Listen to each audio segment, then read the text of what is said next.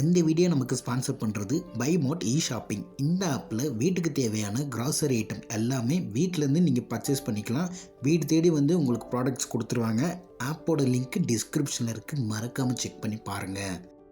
போன பதிவில் நான் ஒரு 3 விஷயம் சொல்கிறேன் அப்படின்னு சொல்லியிருந்தேன். இந்த 3 விஷயத்தை நீங்கள் ஃபாலோ பண்ணீங்க அப்படின்னா உங்களுடைய ஃப்யூச்சரை, எதிர்காலத்தை நீங்கள் கிரியேட் பண்ண முடியும், அல்லது அதை கிரியேட் பண்ணக்கூடிய ப்ராசஸை நீங்கள் தொடர்ச்சியாக பண்ணிக்கிட்டே இருக்க முடியும்னு நான் சொன்னேன் இல்லைங்களா? அது என்ன அப்படின்னு கேட்டிங்கன்னா, fill your mind, empty your mind, express your mind. அவ்வளோதான், ரொம்ப சிம்பிள் தான். முதலாவது ஃபில் யுவர் மைண்ட் அப்படின்னா, நீங்கள் தொடர்ச்சியாக நீங்கள் உங்களுடைய எதிர்காலத்தில் என்னவா ஆகணும்னு நினைக்கிறீங்களோ அது சார்ந்த விஷயங்களை தொடர்ச்சியாக லேர்ன் பண்ணிக்கிட்டே இருக்கிறதுக்கும் கற்றுக்கிறதுக்கும், அது ஒரு ஸ்கில் ரிலேட்டடாக இருக்கலாம், நாலேஜ் ரிலேட்டடாக இருக்கலாம், அல்லது அந்த ஃபீல்டில் அப்டேட் ஆகிற ஒரு புது விஷயமா இருக்கலாம், ஒரு நியூஸாக இருக்கலாம், வாட் எவர். அதை தொடர்ச்சியாக நீங்கள் தெரிஞ்சுக்கிட்டே இருக்கணும், கற்றுக்கிட்டே இருக்கணும், புது புது விஷயங்களை பார்த்துக்கிட்டே இருக்கணும். இது மாதிரியான ஐடியாஸை வச்சு உங்களுடைய மைண்டை நிரப்பணும். அதாவது ஃபில் யோர் மைண்ட். இரண்டாவது, எம்டி யோர் மைண்ட். எப்போவுமே இதை பற்றி ஃபில் பண்ணிக்கிட்டே இருக்கக்கூடாது, ஓவராக திங்க் பண்ணிக்கிட்டே இருக்கக்கூடாது. ஒரு கட்டத்துக்கு மேலே அளவுக்கு அதிகமாக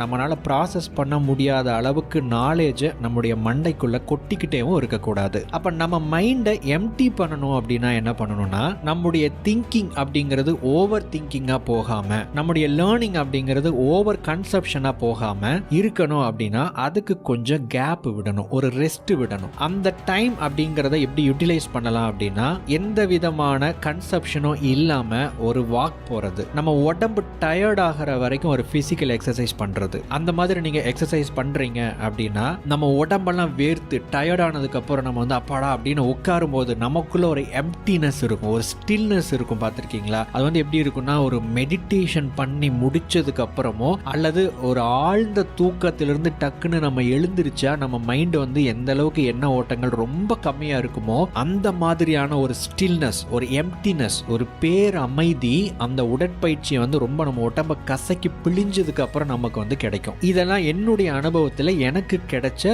ஒரு சில விஷயங்களை, மெத்தட்ஸை நான் உங்களுக்கு சொல்றேன். இந்த மாதிரி உங்களுக்கு வேற ஏதாச்சும் இருக்கலாம். உங்களுடைய மைண்டை எம்டி பண்றதுக்குன்னு ஒரு விஷயம், ஒரு டைம் இருக்கணும், அதுக்குன்னு ஒரு பர்டிகுலர் செயல்கள் இருக்கணும், ஆக்ஷன்ஸ் இருக்கணும். அதை நீங்க பண்ணி உங்களுடைய மைண்டை எம்டி பண்ணணும். மூணாவது, எக்ஸ்பிரஸ் யுவர் மைண்ட். நம்ம கத்துக்கிட்டா மட்டும் போதாது, மைண்டை எம்டி பண்ணினா மட்டும் போதாது. இந்த 2 விஷயம் பண்ணிட்டீங்க அப்படின்னா உங்களுக்குள்ள புது புது கிரியேட்டிவ் தாட்ஸ் வரும், புது புது ஐடியாஸ் வரும். இந்த எண்ணங்களை, யோசனைகளை, ஐடியாஸை ஏதாவது ஒரு விதத்தில் உங்களுடைய மண்டைக்குள்ள இருந்து வெளியே அனுப்பணும். அதுதான் எக்ஸ்பிரஸ் யுவர் மைண்ட். இதை எடுத்துட்டு போயிட்டு ட்விட்டர்ல ஒரு பதிவா போடலாம், யூடியூப்ல ஒரு வீடியோவா போடலாம், வாட்ஸ்அப்ல ஒரு ஸ்டேட்டஸா வைக்கலாம், ஒரு போஸ்ட் கிரியேட் பண்ணி போடலாம், ஒரு மீம் கிரியேட் பண்ணலாம், ஒரு கான்டென்ட் கிரியேட் பண்ணலாம். இதெல்லாம் ஒரு டைரி வாங்கி ஒரு ஜேர்னல் மாதிரி எழுதிக்கிட்டே இருக்கலாம். வாட் எவர், ஏதோ ஒன்று, அந்த எண்ணங்கள், அந்த ஐடியாஸ் உங்க மைண்டை விட்டு வெளியே வரணும். ஒரு சில நேரத்தில் ஒரு புது செயலை செய்யறதா இருக்கலாம், ஒரு புது விஷயத்தை முயற்சி பண்ணி பார்க்கறதா இருக்கலாம். இப்போ ஒரு ஸ்கில் ரிலேட்டடான விஷயங்களை நீங்க நிறைய கத்துக்கிட்டே இருக்கீங்க அப்படின்னா, அதை கத்துக்கிட்டே இருந்தா மட்டும் போதாது,